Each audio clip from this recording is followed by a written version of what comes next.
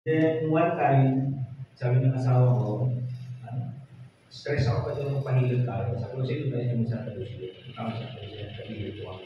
Full body. Full body massage. Kung medyo picky ka o medyo sociality ka, sa spa, di ba? Sa spa ka pupunta. Eh doon, nagmamasaya ako, yung malaking lalaki nagmasaya rin sa akin. Match pala nila sa katawan mo yung magmamasahe sa'yo. Kasi nung tinanong sa akin, sir, full body massage po ba? Sabi ko, full body massage. Sir, yung ano, sabi ko yung hard. Kasi naalala ko nung nagpaspa kami, babae yung nagkilog sa akin. And then, tinanong niya, sir, yung klaseng ano. Sabi ko, gusto ko yung matigas yung masasaktan yung matawag ko. Alam ko niyo. Nakaka-3 minuto pala siya, talagtak na yung pawis niya kasi sabi na, tigas-tigas po ng katawan ko, sir. So, yun sa kasi binuhat pa ako ng bulat eh. Para lang patuloy ako, hindi yung katawan. Pero nakakatuwa ko sa kanila eh. Bagaman ganun sila, hindi nila hinayaan na hindi sila magkaroon ng trabaho. Hindi nila hinayaan na yung kakulangan na iyon o yung bagay na wala sa kanila magsimula nung pinanganak sila ay nakahadlang para maging productive yung kanilang buhay. Kaya ngayon po, yung ating pong pag-aaralan ay isang kwento ng isang bulag. Isang kwento, si Jesus, nung panahon na nandito siya sa lupa, ay maraming bulag na pinagaling. Tama po ba? Naging ako, sasabihin ko, maging ako ay bulag din ako na nakilala ko si Jesus, ay nakakita. So, dalawang bagay po yung aspeto na yun. So, buksan po natin yung ating mga, pinamagatan po siya, the blind attitude. At buksan po natin yung ating mga Biblia sa libro po ng Lucas, chapter 18, verse 35 hanggang 43. Kilala niyo na po ba yan kung sino yan? Ayan. Kilala niyo? Ayan, sige. Kung meron po yung mga sundan niyo po sa screen, sabi niya, nang malapit na si Jesus sa Jericho, may isang lalaking bulag na nakaupo sa tabi ng daan at nagpapalimos. Alam po niyo sa libro ng Marcos, anak sulat po doon ay dalawa sila. Dalawa silang bulag doon na nakaupo. Pero sa libro ni Lucas, yung bulag lang na yan, yung kanilang nabanggit. At kung titignan po natin, sino na po dito yung nakakawin dito sa overpass dito? O, di ba? Pag dito sa overpass dati, pag dumaan ka dyan, may makikita kang isang matanda at saka isang batang babae na namamalimos. No? Yung isa, yung dito naman sa simbahan, kung nadaan ko kayo dyan, meron din dyan muna nakikita ka. No? Minsan nga ako, naka-tricycle siya, naka-taxi. So, kaya kung titignan po natin, no, sabi niya, meron daw isang bulag din doon na namamalimos sa daan. Nang marinig niyang nagdaraan ng maraming tao, tinanong niya kung ano ang nangyayari.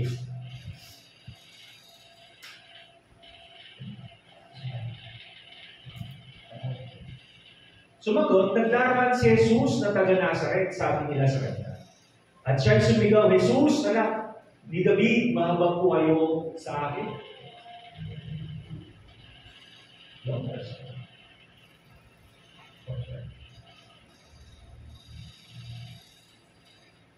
Balikan natin sa rin.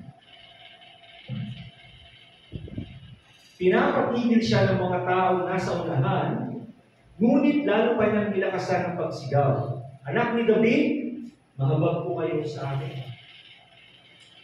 And then sabi po niya sa verse 40,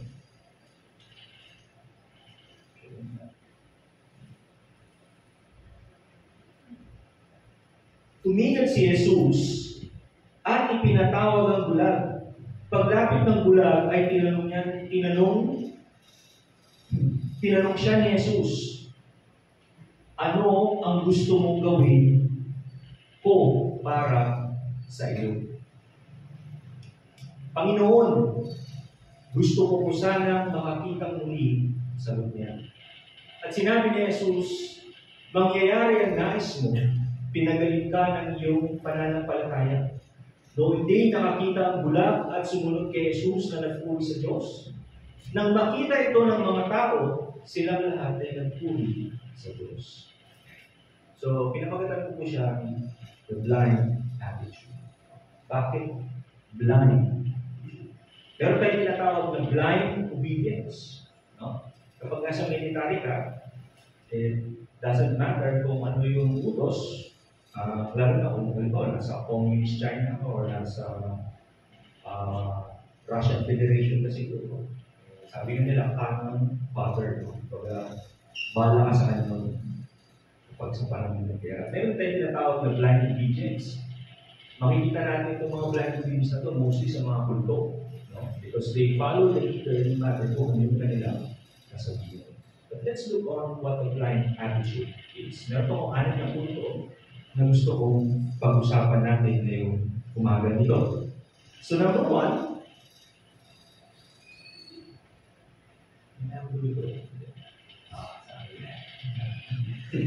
sabi niya, number one is learning how to ask the right questions.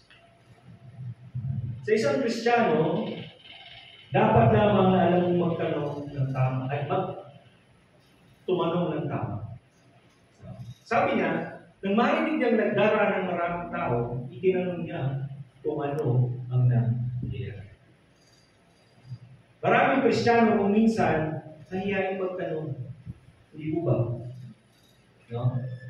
Sasabihin nila, huwag na, nahiya ako eh. Kasi, baka maya-maya, mali yung tanong ko. Mali yung sagot ko. Mali yung bagay na iniisip ko. Pero kung bulag na ito, one of the things na nakita ko dito is that tinatanong niya kung ano yung nangyayari. Hindi, sa parang buhay niya, hindi lang yan yung pangyayari na naganap na kung saan ay may nagaganap na kaguluhan. Pero one thing na nakita ko dito sa bulag na ito is that he knows to ask the right questions. Ano bang nangyayari? Hindi siya nag-speculate. Hindi siya gumawa ng conclusion. Kasi, sa tinagal-tagal ng buhay, hindi natin alam kung ilang taon na si Bartimaeus eh. Hindi rin natin alam kung siya ay pinanganak na bulag o nagkasakit. Basta ang nakabanggit doon ay siya isang bulag na namamalimos. Alam po ninyo, kapag bulag ka at namamalimos ka doon, outcast ka. Wala kang bahay, wala kang pamilya, walang nag-aaruga sa iyo. Inaasahan ka mamamatay ka doon sa street. No? Inaasahan ka na ito, pupulutin doon, tatapon doon sa gahena. Yun yung kalagayan noon. Kaya kung titignan natin, bagaman siya ay nandun at nakaupo, may mga bagay na nangyayari sa paligid niya at hindi niya nakikita. Marahil, palago lang yung mata, hindi naaalala. Isa sa mga bagay na ginagawa niya ay magtanong. Sa buhay natin, ang dami natin tanong, di ba? No? Pag-isip mo na nga lang ng umaga, halimbawa, sasabihin mo dun sa asawa mo, ano lang? Di ba? Umagaan. Di ba? Papasok ka pa lang sa trabaho, tinatanong mo na sa trabaho, marami bang gawain? Marami bang ginagawa? Di ba? O kaya papasok ka pa lang sa trabaho, tinitignan mo na, traffic kaya? So we ask a lot of questions. At then sabi niya dito, when you learn to ask the right questions, ano po nangyayari? Bakit? Don't wait for people to tell you what you need to know, but be curious and start asking more questions. Alam po ninyo, sa Bible studies, kung minsan magugulat ka, I remember, Mr. Morong, way last year, sabi nila talaga sa amin, bakit hindi namin alam yan? Bakit hindi yan naituro sa amin? Bakit hindi yan nabigyan ng, ba't hindi nasabi? Pero matatagal na sila. Dumadalo sa loob ng iglesia. What does it imply? Accept lang and accept. But never bother to ask a question. Alam niyo po si Jesus Christ matanong. Matanong si Jesus Christ. If you have read the Bible, palagi siya nagtatanong. No? Sino ba ako sa iyo? Tanungan niya kay Pedro. Ano ba yung sinasabi ng mga tao tungkol sa akin? He's asking those questions. He's asking the right questions to get the right answers. Kaya huwag tayo mahihiyang magtanong. No? Kung minsan kasi, nauuna yung hiya. Minsan nga, nawawala ka na sa pupuntahan mo. Hiya akong magtanong, Hiya akong magtanong.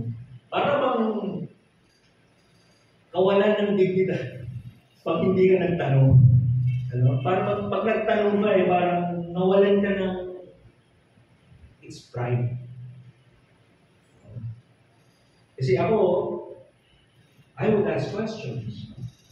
Minsan, naranasan ko yan, newly graduate ako. Naikot ko ata yung Malate, tsaka Ermita, tsaka Lahat. Hindi natin mag-iisip ng sima. Naikot ko lahat yun. Hindi ako nagtatanong.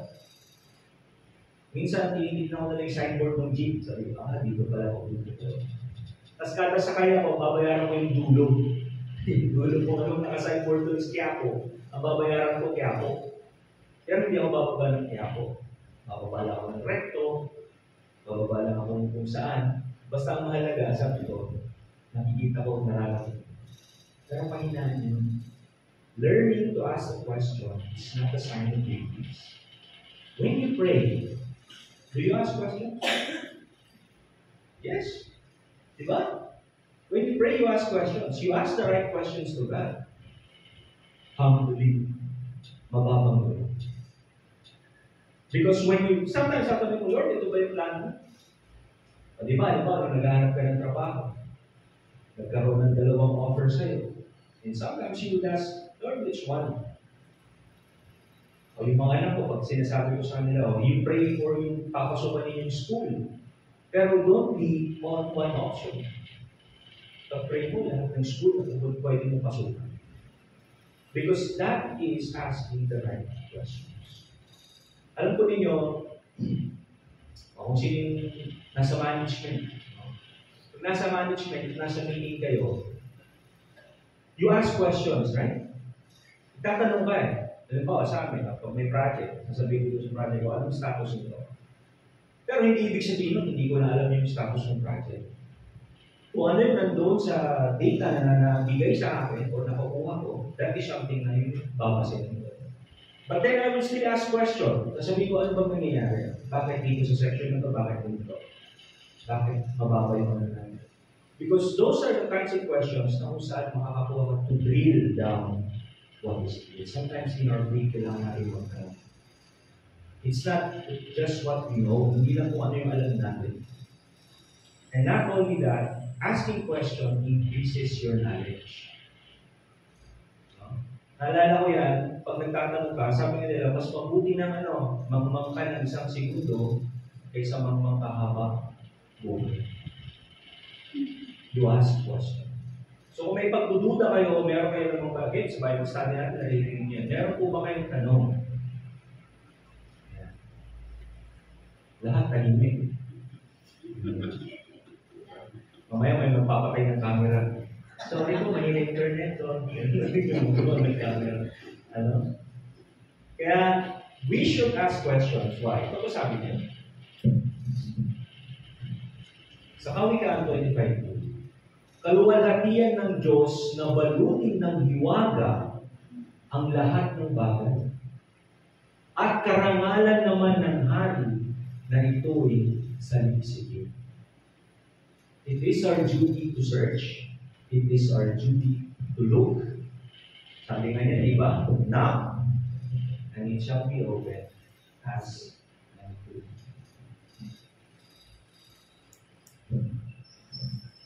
Sunod, sabi po niya dito sa So when we're asking the right questions, what do we have? We have knowledge. Nag-grow tayo. Let's say you read the Bible, meron kang hindi naiintindihan. And then you set that aside.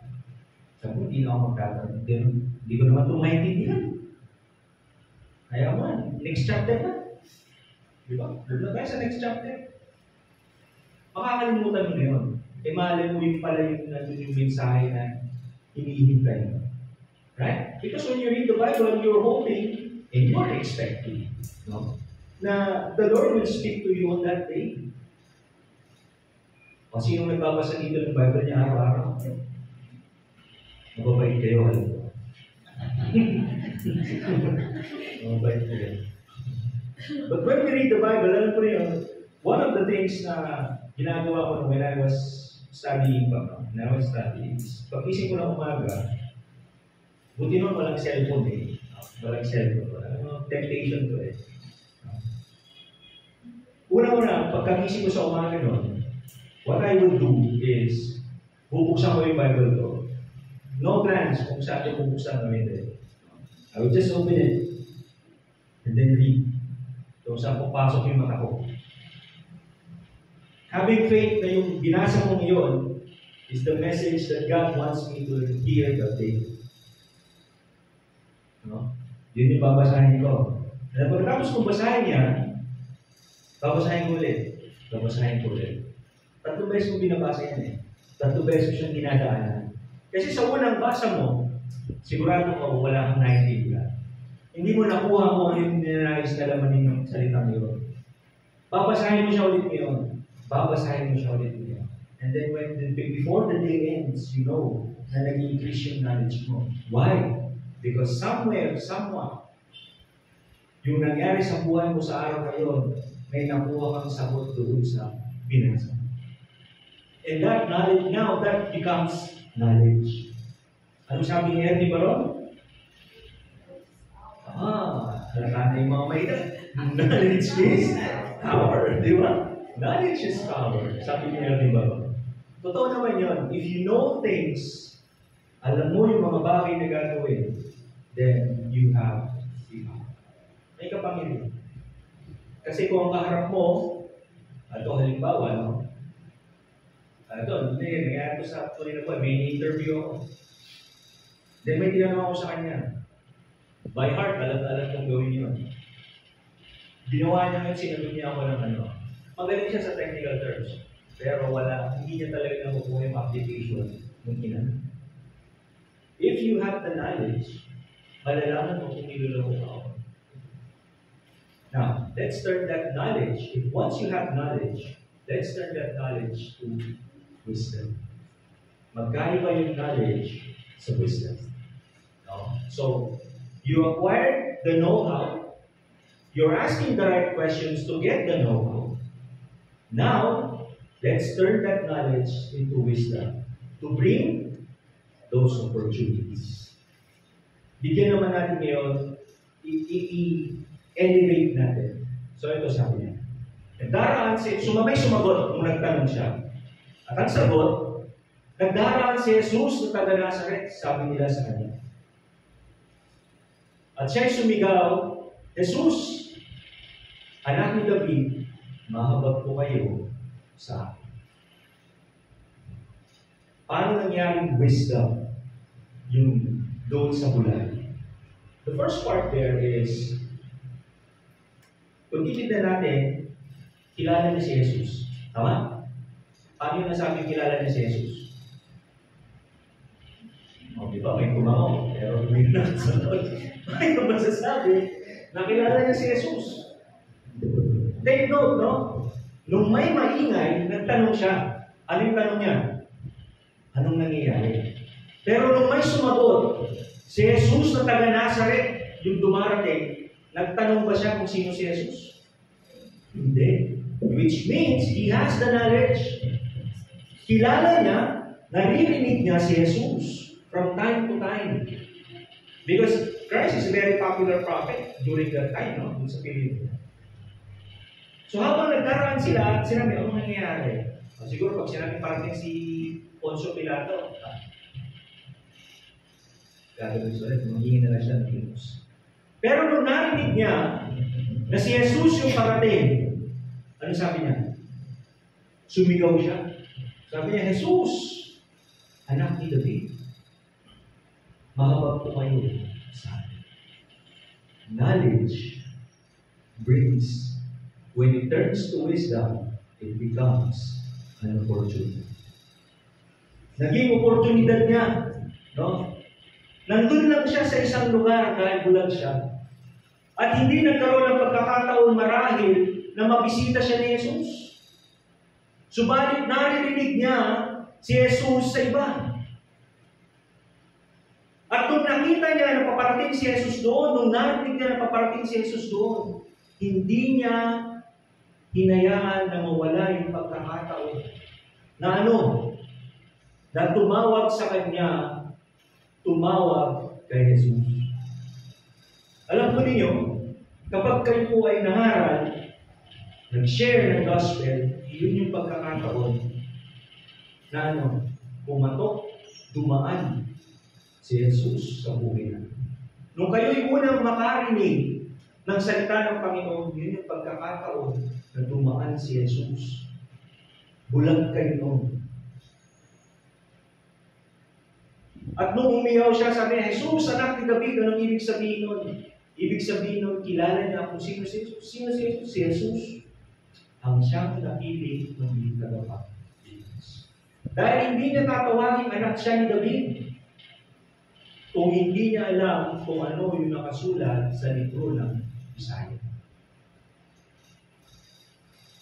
Lahat tayo alam natin na mayroong Diyos. Pero ang tanong, sumisigaw ba tayo pag tumatawag sa Kanya?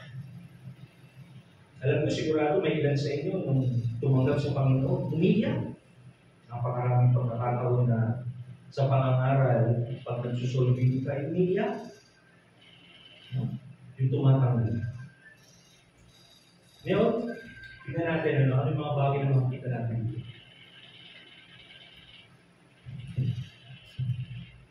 Tingnan po natin sa Lucas 9:20. Sabi niya, kayo naman, nagtanong si Jesus, ano ang sabi ninyo? Ang tanong nila sa kanila, ang tanong niya sa kanila, kayo po ang Kristo na sinugo ng Diyos sa mundo. Alam ko niyo, when you have the knowledge, si Peter, meron siyang knowledge. Alam niya, and he outspoken it. Anong sabi ni Peter? Anong nangyari kay Peter because of that statement? Sabi niya, ikaw yung gagawin ko, bakit? In you, sabi niya, I will be great. Kaya kung titignan po natin, if we have the right knowledge and we turn it into wisdom, God will bring those opportunities. Bibigay niya sa iyo ng opportunity. Minsan nga, hindi ko pa hinihilin, bibigay. Remember Solomon. Si Solomon. Kilala niyo ba si Solomon? Kilala niyo, di ba? Kayo, kilala niyo? Kilala niyo si Solomon? Kapit-bahay. Si Solomon, nung naghari siya, tinanong siya ng Diyos. Sabi niya, anong gusto mo? Anong hiningi niya? Sabi niya, Lord, give me wisdom. Kung paano ko pamamahalaan itong iniwan mo sa akin, itong ipinagkatiwala mo sa akin. And then, the Lord was so happy. At ang sabi niya, yung mga bagay na hindi mo hinihingi, ibibigay mo pa rin sa iyo. Because I was so pleased dun sa hinihingi mo. Why? Kasi yung hinihingi niya is not for himself. Kundi yung hinihingi niya is yung mga bagay na ipinagkatiwala sa kanya ay mapamahalaan niya ng mabuti para sa iba. Dahil kapag alam ni Solomon na kapag napamahalaan niya ng mabuti yung ipinagkatiwala sa kanya, it brings what? It brings glory to God. It brings glory to the Lord. Ganun na lang yung tuwa ng Panginoon at sabi niya, sige, hindi mo hiniling ng mahabang buhay, bigyan kita mahabang buhay. Hindi mo hiniling kayamanan, bigyan kita ng kayamanan. Hindi mo hiniling na magkaroon ng kapayapaan at wala kang kaaway, bibigyan kita ng panahon na walang kaaway. Huwag din magaganap sa pagkahan. It was the most peaceful time during the time of Jesus. Kaya nangangahulugan lamang na if we have the right knowledge and we turn it into wisdom, God will give us all the opportunity that we need. Bibigay niya yun. Ipagkakaloob niya yun sa iyo. Alam ko, sabi niya dito, how do we say? Sabi niya, look, no? Mahabag po kayo sa akin. Isang statement yan na napakahalaga. Lord, have mercy on me. Ang paglapit natin sa Panginoon should always be asking for the mercy. Walang bagay na ilalapit mo sa Diyos with a proud heart. Kailangan pag lumapit ka sa Panginoon, you have a very humble spirit. Why? Sabi ng Panginoon sa Jesus, He acknowledged Christ. Ikaw ang Messiah, anak ng David. No? And then the next thing He asked is, Lord, have mercy on me. Maawa ka sa akin. Mahabag po kayo sa akin. A lot of times, when we pray, hindi tayo humihingi ng mercy sa Lord. Puro supplication. Puro supplication. We're asking a lot of stuff. A lot of things. Pero we never ask, Lord, have mercy on me. Nawa ka sa akin, habang na po kayo sa akin. So if we're going to look, sabi niya, bakit mahabag? Sabi niya ito. Awit 51, verse 16 to 17. Sabi niya, hindi mo na, okay, lower words, hindi mo na nais ang mga handog. Di ka nalulugod sa haing sinulog. So ano sabi ni David? Ang handog ko, O Diyos, na karapat-dapat ay ang pakumbabat puso ng pagkakas.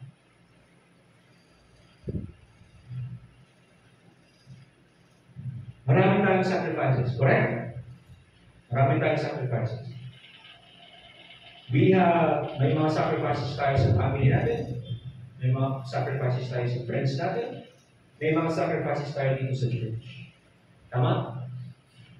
Time, effort, energy, means, anything. Ginagawa natin yung bagay. But then what the Lord wants is meron kang mapagpakumbagang puso at mapagpakumbagang. Because anyone can do the same dun sa mga sacrifices natin. I assure you, kapag nawala ako, someone will replace me. May mag-replace sa akin that will conduct yung mga Bible studies. Someone will replace me to conduct sermons.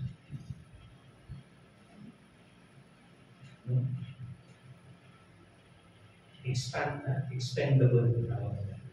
You are an expendable asset. Pwede kang mawala. And whatever sacrifice I'm doing, kaya nyo i-replicate. Kaya nyo i-gawin. Pero one thing that the Lord is looking is yung mapagpakumbabang puso. Because yun yung isang bagay na hindi mo makikita at hindi mo maaaring magaya. Because it is you who knows if you have pride, kung meron chicken joy. Meron kang chicken joy sa buhay mo. Alisin mo lang. Kaya sabi niya, hindi mo na nais. The Lord. Kaya, nung lumapit yung bulag, He has that wisdom. Why? Because He knows na pinaka-best way to the heart of God is to ask for mercy. Magpakumbaba ka sa harapan ng Diyos. Pwedeng sabihin nung bulag na yun, Lord, hindi ba nagkakasala? Nakaupo na ako rito. Di ba? Namamalibos na ako. Right? But then, even at that, sa panahon na yun, he asked the Lord for mercy. Lord, I ask for mercy. Kasi yun yung hinahanap ng Panginoon. And then, let's look. Ano ba nangyari? Ito sabi niya sa Kawikaan 9:10. Ang paggalang at pagsunod kay Yahweh ay pasimula ng karunungan. Ang pagkilala sa banal ng Diyos ay may dulot na kaalaman. So we can bless ito kaya. The fear of the Lord is the beginning of wisdom. And the knowledge of the Holy One is understanding. Meron kang pagkatakot sa Diyos. Takot ka sa Diyos. Yun yung tinatawag nilang holy fear. Takot ka. No? Kung paano ang isang asawa, ako, ay takot ka na saktan yung asawa mo, mas higit pa yung takot mo na makagawa ka ng bagay na mali sa harapan ng Panginoon. The fear of the Lord is the beginning of this. Alam po ninyo, sabi natin na meron ako mga nakita klase before, very good sila sa academics. Very good sila sa academics. Believe ako sa memorization nila. Talagang photocopy talaga, photocopy machine yung mga photocopy mo yan. Talagang pag, malupit. Pero may salutatorium. Ganun din siya. Pero nakita ko sa kanya is that she's really good pagdating sa actual. Yung valedictorian namin, very good talaga siya pagdating sa memorization. Ang galing niya talaga. Believe ko. Kasi ako, pag memorize ako, tuturo ko yung technique. Pag memorize ako, hindi ko nakakuha talaga lahat eh. Hindi ako photographic memory. Pero yung valedictorian namin, photographic memory. Ano naman, graduate kami ng high school. Mas maraming medalya mo sa tutorial namin. Kasi sa valedictorian namin, sabi ko, bakit? Why? It's because kaya niyang i-apply lahat ng natutunan. Kaya niyang gawin. Kung ano yung natutunan niya, ina-apply. Kaya siya yung palaging kasali sa contest. Siya yung palaging dun sa math club, chemistry club, physics club, lahat na lang. Bilangin mo na dun siya sa lahat. Application is very important. And we have the knowledge. But if we are going to bring it to wisdom, we must apply it. So that. Sabi niya dito. Next, we keep moving forward. So sa verse 39, sabi niya, pinapatigil siya ng mga taong nasa unahan. Ngunit, lalo pa niyang nilakasan ng pagsigaw, anak ni David, mahabang po kayo sa akin. Yung word na hinighlight ko dyan is yung pinapatigil. Alam po natin sa buhay natin, maraming pagkakataon na sinasabi ng taong nakapaligid sa iyo. Very negative. Tama? No? O, halimbawa, ganito na lang. Example, mag-aaral ka? Mag-aaral ka na, sa mga bata, mag-aaral ka ng college? Nag-asawa ka rin ng bata. Negative. Tama? They're giving you a very negative impression. Halimbawa, kumuha ka you took a course. Sabi natin, upgrading ng course. Let's say master. Nag-master ka. Ano sasabihin sa'yo? Huwag na, saan lang pero mo dyan. Pares lang naman. O sa atin, sa pananampalataya natin. First time nilang nakita ko na nag-pray. Ba't ka nag-pray? Huwag na. Halika na doon. Inuman na lang tayo. Sayang oras mo dyan. Sayang pala mo dyan. Right? Pag tayo nananampalataya sa Panginoon, we must always push forward. Kasi maraming tao ang magpapatigil sa iyo. Maraming tao ang magsasabi sa iyo ng negativity. Maraming tao ang magsasabi sa iyo ng no. Meron pa sa ito, na pa, hindi mo sinasabi. Di ba? Maraming magsasabi sa iyo. But I want you to look kung ano yung ginawa ng bulan nung pinatitigil siya. Anong ginawa niya? Lalo pa niya nilakasan. That's the right attitude. Pigilan ka ng tao, pigilan ka ng mga mahal mo sa buhay, pigilan ka ng kaibigan mo, pigilan ka ng kahit na sino, circumstances sa buhay. You do not stop. You keep on shouting, mas lalong bang lakasan. Kung sinasabi sa inyo, sabi niya, naalala niyo noon, ang tawag sa mga born again ay buwang again. Right? You know the word buwang? Ano yung buwang? Yeah, di ba? And sabi niya, buwang again. Yan yung tawag nila sa atin noon because we're raising our hands, we're singing, we're dancing.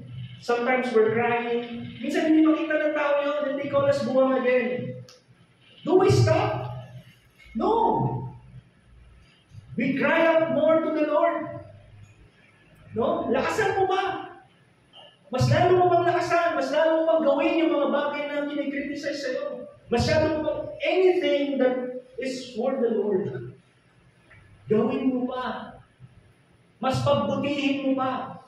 Mas bigyan mo pa ng panahon. Mas bigyan mo pa ng lakas. Mas bigyan mo pa ng lakas. Because this man, the blind man, kahit na sinabi sa kanya, you stop. Sabi niya, no. Lord. Sinigaw pa niya. Mas lalo pa niyang nilakasan. Sabi niya, when the going gets tough, the tough is good.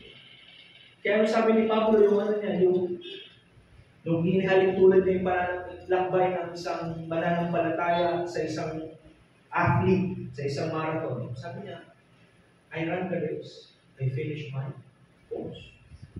Hindi siya tumigil. So sa buhay natin, kapag dumating yung panahon na mayroong mga bagay na magpipigil sa atin, move forward. Don't look behind. Do not stop. Why? Sabi niya,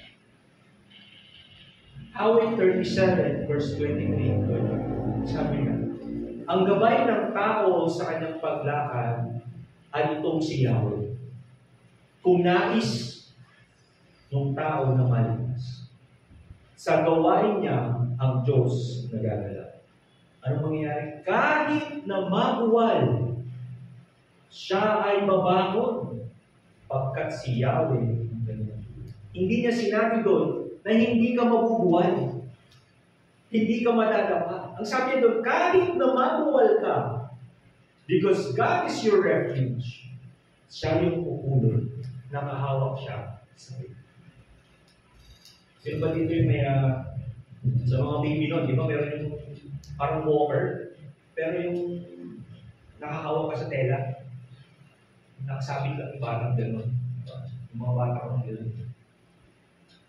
Di ba habang naglalakad silang gano'n, hanggang sa madadapa sila. Pero pag nadapa sila, bigla mong iangat na gano'n, di ba? Tapos gagawin lang sila. Ang Panginoon eh, nakaalala lang siya sa iyo. Pero hindi ibig sabihin na hindi ka madadapa. Kaya kahit gaano karami yung pumipigil at sinasabi niyo, stop negativity. It's for the Lord. Move. Always move. Sabi po niya dito sa so if we're sumigaw siya na malakas, hindi ba? Anong nangyari? Tumigil si Jesus. Perseverance. Hindi tumigil yung bulan. What happened? God notices. Pansin niyo ng Diyos. Alam po ninyo, yung senaryo yan ganito. Kung si Genesis yung bulan, nandun siya. Nilagpasan na siya ni Jesus Christ. Parating pa lang si Jesus, sumisigaw na yun. Alam ni David, mahabag ka sa akin. Alam ni David, mahabag ka sa akin. Tumapat na si Jesus Christ, sumisigaw pa rin siya. Lumagpas na si Jesus, mas lalo na nilakasan yung sigaw niya. Kaya nga siya pinapatigil kasi malayo na eh. Tigil na, stop ka na. Hindi na makininig daw. Pero sa halip na tumigil, sumigaw siya na sumigaw. So anong nangyari? Tumigil si Jesus. We don't stop. We move forward because we know God will listen. Lalagpas man yan sa iyo eh. Remember, nung dumaan siya, paparating siya, tumapat siya sa iyo, lumagpas siya sa iyo, panahon yun. At ayon sa panahon niya, kung kailan siya itigil para pumunta ka. Kaya sabi niya doon, tumigil si Jesus. Ang sabi niya, pinatawag niya, come. At paglapit ng bulag, tinanong siya ni Jesus, ano yung tanong? Nasukli ka ba sa 500? Kasi wala akong ibo, wala akong barya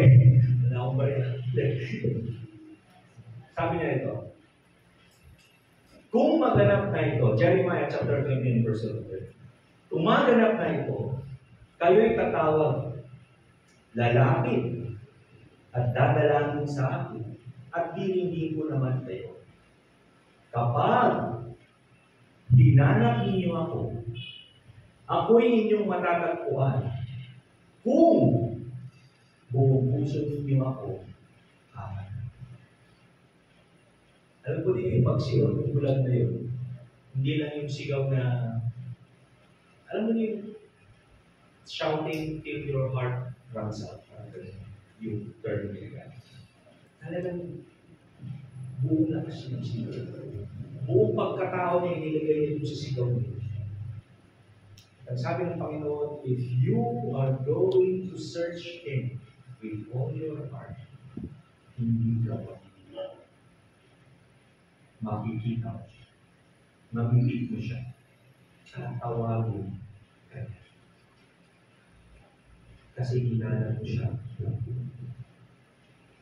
Sabi po niya dito sa number 4. Know what you really desire. Verse 41 sabi niya, ano ang gusto mong gawin ko sa iyo? Yun ang tanong ng Panginoon. Kung tatanungin ko po kayo ngayon, narinig ko si Judah. Judah, pag tinanong ng Panginoon, sabi, anong gusto mong gawin ko sa iyo ngayon? Makagraduate. Kasabi niya, mag-aral ka. Pumasok ka sa school. Mag-aral kasi, galingan mo. Huwag ka mamamagya. Pagkatapos ng 4 na taon, tapos ka. Di ba? Yun. Walang shortcut sa bagay na yun. No? Kaya idadaan ka ng Diyos sa proseso. Hindi ka niya idadaan sa shortcut. Hindi niya sasabihin na ano ka na, no? Hindi. Dadaan ka niya. See you later. So, anong gusto mo? Kung titignan mo, nag-isip si Judah, anong gusto mo gawin ko sa'yo? Diba? Anong gusto mo gawin? Sabi niya, Panginoon, gusto ko po sanang makakita mo. Gusto ko po makakita mo. Very specific. So when you ask for mercy to God, you must know what you really desire. Dapat alam na alam mo talaga kung ano yung gusto mong magay. Minsan, we had a hard time telling it to the Lord. Alam niyo kung bakit? Kasi alam din natin kung minsan na yung desire natin is not really for the Lord. Tama? Nilalagay natin, hindi maalala yung word. Pero parang isinasideline lang natin. Yung alam kasi natin kung ano yung kalooban ng Panginoon. Amen? And sometimes when we pray, we are very careful. Maingat na maingat tayo sa hinihingi natin sa Diyos. Tama? Kasi alam natin na hindi na sasagutin, hindi na bibigyan ng tugon, or kahit ano. Pero ano ba yung desire ng puso? Alam ko ninyo, it's okay to open it to God. Kasi minsan meron tayong mga ninanais na alam natin na hindi naka-align sa kalooban ng Panginoon. And there we stop.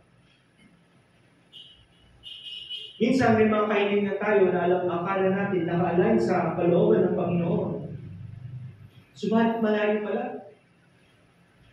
So we need to ask. Kaya sabi niyo, you must know what you really desire. Alam mo kung ano talagang ninanais ng puso mo. Huwag mong dayain yan. Halimbawa, tinawag ka ng Panginoon. And then you have a very strong desire. Sabihin natin, very strong desire na mag-imanan mo ito. Pero sabi mo, hindi naman ako marunong. Matanda na ako para mag-aaral na pagtutugtog. And then you're asking the Lord, pwede mo ba akong bigyan ng ministry? Bigla kang tinawag ng Panginoon. Magano ka? Tambourine. Tambourine ka, start ka sa tambourine. No? Start small. Tama? You start small. You start small and then you grow. Unti-unti hanggang sa dumating ka sa major organs at major instruments natin, di ba? Matanda ka na. Kunjing na, kumanta ka Hindi ba? Kunjing kumanta ka. At pag sinabi ko sa kanya, Nanay Kunjing, pag-aban nagpapractice sila at nila, Nanay Kunjing, hindi ko marinig yung boses mo. Kailangan marinig yung boses mo. And then you biglang pagpapalitin namin yung mic, eto mas malakas yung receiver nito. Pag narinig ko na yung boses niya, pwede na tayo. No? So know what you really want.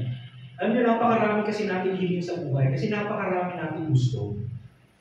But what is it that you have the most desire?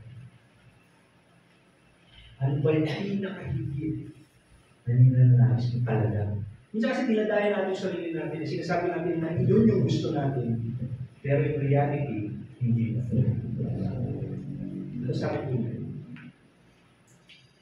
Awit 37 verse 4, Kaya mo hanapin ang kaligayahan at ang pangarap mo iyong makakalimutan. Sabi niya, sa Lord mo, no? Sa Diyos mo hanapin yung kaligayahan mo. At yung mga pangarap mong iyon, marami. So ito ang tigil ng tanong. Do you find joy in what you're doing?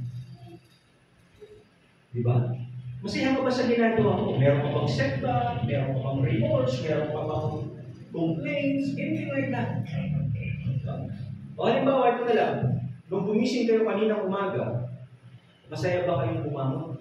Dahil pupunta kayo sa church? Amen, di ba? Nung nagising pa kayo kaninang umaga, pagbangon niyo, pagkakasya yung magkilapos, bumalik ba kayo sa kwarto niyo, nag-pray kayo? Wala. Di ba? O kaya, kagabi, bago kayo natulog, pinag-pray niyo ba lahat ng mga kapatid? Ang iglesia para sa gawain kinabukasan. Masaya ba kayo ginagawa yun? Di ba? Masaya ba kayo na magbasa ng Biblia? No? Paano pag napunta ka dun sa mga teenage? Yung anak ni Ramon, anak ni ano, napunta ba kayo dun? Masaya ba kayo nagbabasa? Baka may gano'n na kayo. Tulog na rin kayo. No? Kayo ba, pag nakikinig, masaya kayo nakikinig? Amen? Sabi niya doon, find joy in God. At ibibigay niya sa iyo yung mga pa. Kung ang ating paglilingkod, we find it as a burden, a struggle, pray for mercy na matuwid yung puso na. Because it means that you're on the wrong path of faith. Mali yung pinag-usapan. Ask the Lord, Lord, bakit ganito? Sa tuwing linggo, kailangan ko maglaba. Lord, bakit pag linggo, kailangan ko may gawin. Sabi ng Panginoon, binigyan kita ng anim na araw. Ba't hindi mo mailan yung isa? Actually, hindi pa kayo isang araw eh. Di ba? Ilang oras kayo nandito? Wala. Kulang pa sa times nyo sa oras, no? Kasi pag itinatimes nyo yung oras ninyo, 24 hours a day, that's 240 minutes. 2.4 hours ang nilalagay nyo. Yung times nyo, yung offering nyo pa sa oras. Diba? Yung title, sabi ko niya rito, next is faith, faith, and faith. At sinabi ni Jesus, mangyayari ang nais mo. Pinagaling ka ng iyong pananampalataya. Saan yung object of faith nung bulag? Kay Jesus. Kay Jesus Christ lang. Yun lang yung ni-recognize niya at kinilala niya. It's faith. Sabi po niya dito sa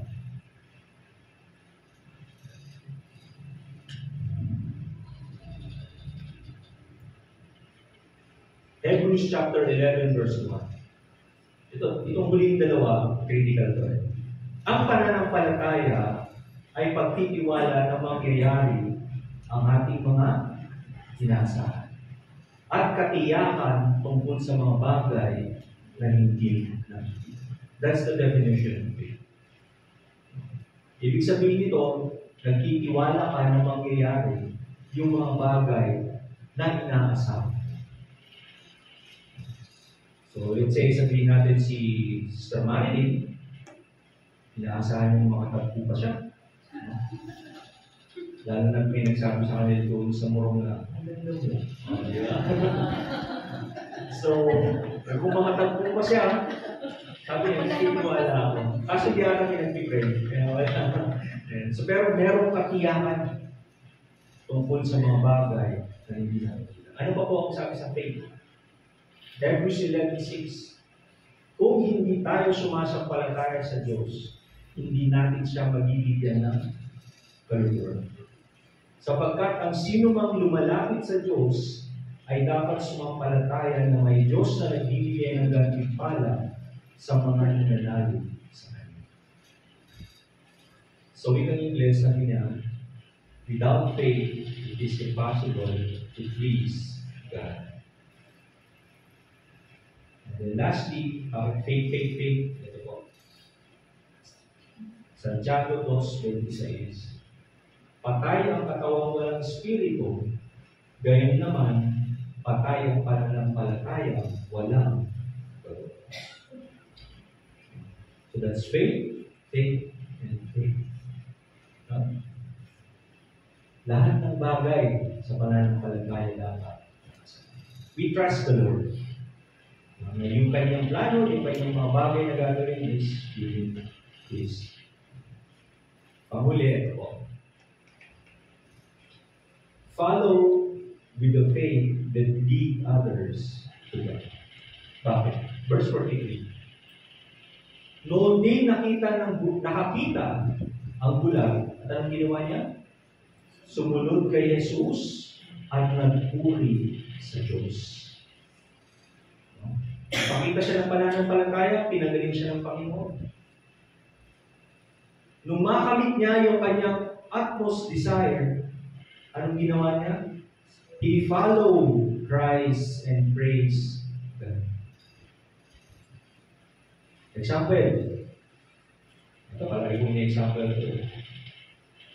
Nag-graduate yung mga young people natin. Magpipray ang mga yan, trabaho. Di ba? Lord, patapos na ako. Sabi ni Judah, graduate na. Sabi ni Judah, Lord, patapos na ako. Pray ko sa ako na trabaho. Right? Trabaho. Gusto mo magandang trabaho, maayos na kumpanya, magandang sweldo. Naalala ko may mga tinanong ng mga estudyante, ano yung expected salary daw nila pagka-graduate nila. May mga ibang modest, may mga ibang medyo overpriced. Ngayon, si Judah nag-pray. Oh Lord, sabi niya. And then, sinagot yung prayer. Magkaroon ka ng trabaho. Alay pa doon sa tinapos niya. Diba? So ngayon, ano to? May mga kumpanya kasi ngayon na iiwan sa'yo ng cellphone eh. On call ka palagi. Kaya, nung nagkaroon ako ng ganang trabaho, iiwan ko eh. Kasi kahit linggo, tatawagan ka. Tatawagan ka pag may problema. No? Binigay kay Judah. Ngayon, testimony pa si Judah ito sa praise the Lord kasi po meron na akong trabaho. Sinagot ko yung prayer ko. Amen? Na-bless tayo. Tama? Kasi answered prayer. Then, as the months go by, wala nang nag-debase. Wala nang nag-debase. Lulubog nilitaw na yung nag-debase natin. Eh, kaya si Allen, nandun na, nag-debase na rin. Kasi, siya na yung regular na umakin. So what happened? What happened? When God answers your prayer, you must honor Him more. You must follow Him more. Kasi, that is what God really wants. Maraming kabataan sa atin na nagkaroon ng trabaho na wala, di ba?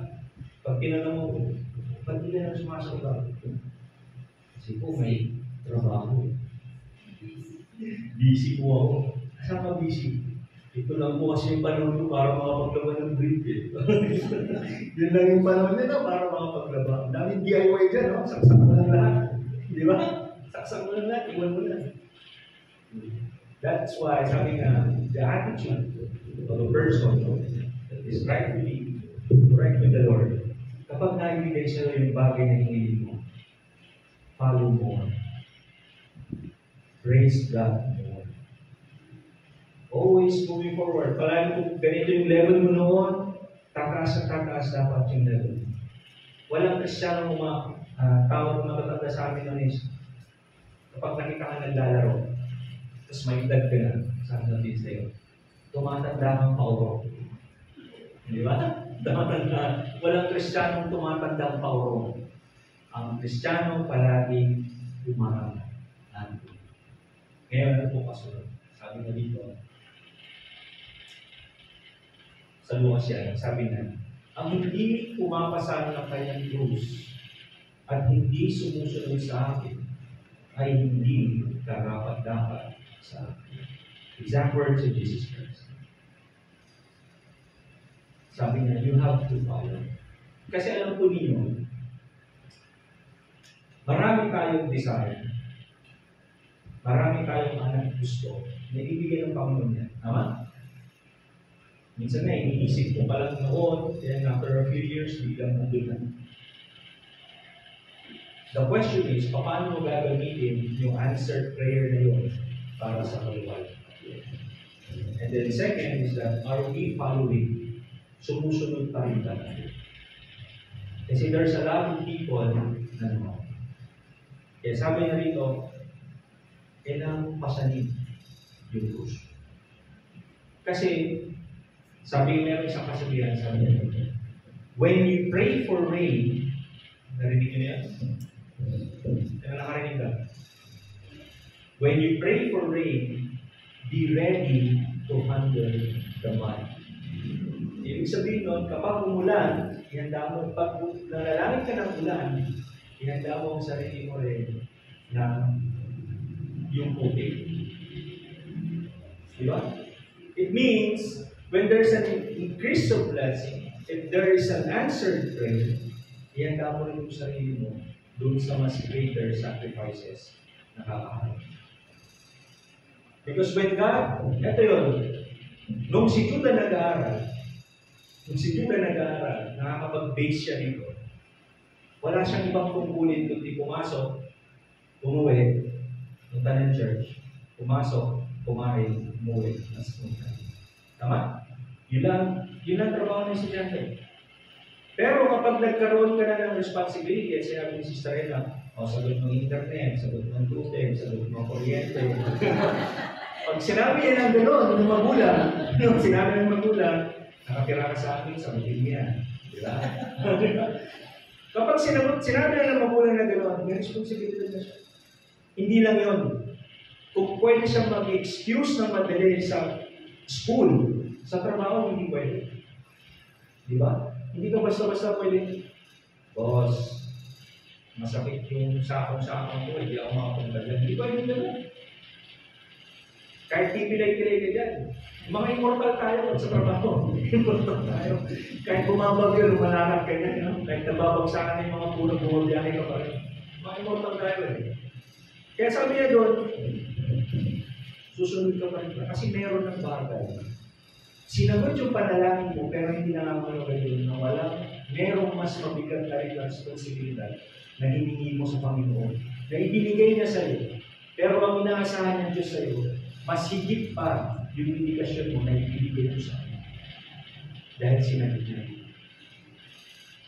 E paano pag biglang nagka-girlfriend? Diba? O, iba na yung meeting sister rin na. Iba na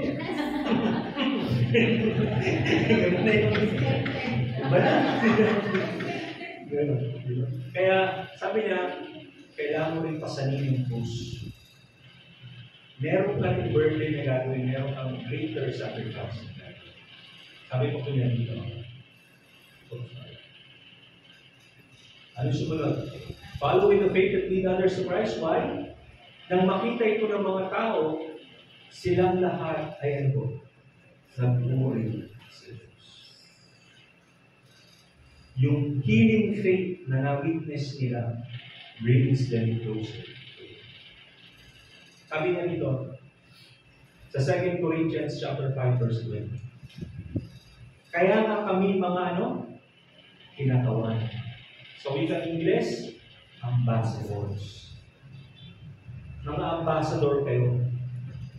Kayo yung mga kinatawan ni Kristo. Ang Diyos mismo nakikiusap sa inyo sa pamamagitan ninyo. Kaya ano sabi ng mga apostol? Kaya ni nakikiusap sa inyo alang-alang kay Kristo, hayaan ninyong maging kaibigan kayo ng Diyos. Because you are representatives of God. Sino bang, ano ba yung dito? Basic example is yung promodizer. Nakakita na ba yung promodizer sa malls, di ba? Yung mga nag-iiwan ng maraming, ang gagawin nila magsalita, hindi ba talaga, sila, promodizer sila. Saan ka nakakita ng promodizer na? Saan ka nakakita ng promodizer na hindi buhay? Di ba? Saan ka nakakita ng promodizer? Yung nagbibenta ng video okay. Ang galing kumanta, di ba? Ang galing kumanta. Ang lahat ng musika doon sa loob ng video okay machine, alam niya. Kasi kinakatawan niya yung produkto, yung pangalan ng produkto. At gusto niyang ipakita na kapag kumanta ka, kahit 100% yung boses mo, ay gaganda. Kasi pinapakita niya, minamarket niya yung produkto na kung saan ay naniniwala siya. Na kapag siya ay nakabenta, meron siyang reward, meron siyang incentive, meron siyang bonus. Pera yun. Eh ikaw, anong incentive mo sa Panginoon? Buhay na walang hanggan. Yun yung incentive mo sa Diyos. So kung ikaw ay kinakatawan mo ang pangalan ng Panginoon, dapat hindi siya.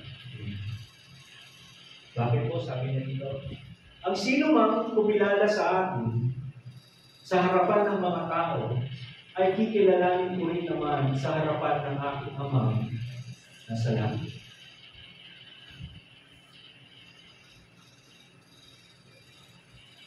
Ngunit, ang sino mang ikahiya ko sa harap ng mga tao ay ipapahiya ko rin sa harap ng aking Ama na nasa langit. Look at the words. Sabi niya, kung ikakahiya mo siya, ipapahiya ka niya. Dito papasok yung sinasabi ng Panginoon na kung saan, Panginoon, kami po yung mga nangaral at palayas, kami po yung mga ganito, ganyan. And then sasabihin ng Panginoon, puyo. Puyo ka lang. Sino ka? Sino ka hindi kita kilala? Ang laki kahihiyan nun. Di ba? Kasi, ang akala mo, good terms ka, pero hindi. Hindi lamang po yan sa salita, hindi sa lahat sa loob. Kaya may pananampalatayang patay ay wala. So napakahalaga niya. Yung nangyari sa kanya, it leads others to worship God. Kaya sabi na, follow with the faith, it lead others to God. Tayo yun, because we are ambassadors. So, ito po muli yung anim, sabi niya, learn to ask the right questions, because kapag nagtatanong ka ng tamang tanong, it increases your knowledge. But it must have decision to go to wisdom para magkaroon ng opportunities. Ibigay sa iyo ng Panginoon yung mga opportunities. At pag nandun ka na sa mga oportunidad na yon, marami kong balakid dyan. Maraming setback, maraming negativity. So what do? You move forward. Always move forward. Now, when moving forward, kailangan you have that goal. Ano yung desire mo? Ano talaga yung end goal mo? Ano talaga yung end of the tunnel sa'yo? Ano yung bagay na gusto mong mangyari? And then, two critical points na kailangan natin maintindihan sa lahat ng bagay na nabanggit doon. You must always have faith, faith, and faith alone. And then when you have it, follow the Lord and follow with your faith that leads others to Christ. That's blind attitude. Okay? So, siguro po sa bako ay titikit ha. Ganun na. Tandaan po natin. Tinawag tayo ng Panginoon dating bulag. Ngayon nakakakita na tayo. So we must always make sure to finish the race well. Kung saan, pagdating natin dun sa dulo, sasabihin sa inyo ng Panginoon, palagi niyo po itong narinig. Well done, good and faithful servant. Napakasarap pakinggan yung panagaling sa Panginoon. Yun lang, good job lang pag sinabi sa'yo ng boss mo parang lumilipad na yung tenga mo. Good job ako. Naalala ko yan, binibigay lang sa amin yung reward ko pag top performer ka yun. Pan kulay green na bread biscuits, diba? Tuwa-tuwa na ako, pag inabutan ako, good job ka last week, tuwa-tuwa na ako. Ilalagay ko yun sa desk ko, may man pa lang. Savings of may. Paano pag nakatanggap ka ba ng Pringles? Tuwa-tuwa ka na naman. Hindi mo Pringles na, tuwa-tuwa ka. How much more? Pag sinabi siya ng Panginoon, good job na. You have earned it. Di ba? Sino may gusto na masabihan ng gano'n ng Panginoon? Nagyahin na rin tayo. Nagyahin tayo. Ayaw natin. Pero alam ko po, bawat isa nagnanais na balang araw, sasabihin sa kanya ng Panginoon, halika, pumasok ka. May good and faithful. Panalangin ko tayo. Dakila Ama ng mga pangyarihan sa lahat, maraming pong salamat po Diyos sa umaga ito. Panginoon, maraming bagay pa ang dapat namin ayusin, Panginoon, sa aming buhay pananampalataya. At maraming bagay pa, Panginoon, na dapat namin may suko. Panginoon, dalangin po namin, natulungan po kami. At higit sa lahat, Panginoon, ay magampanan namin o Diyos yung pagkatawag namin sa Panginoon. Ngayon kayo, Panginoon, ang may taas at matagilang magpakailanman sa pangalan ni Jesus. Amen.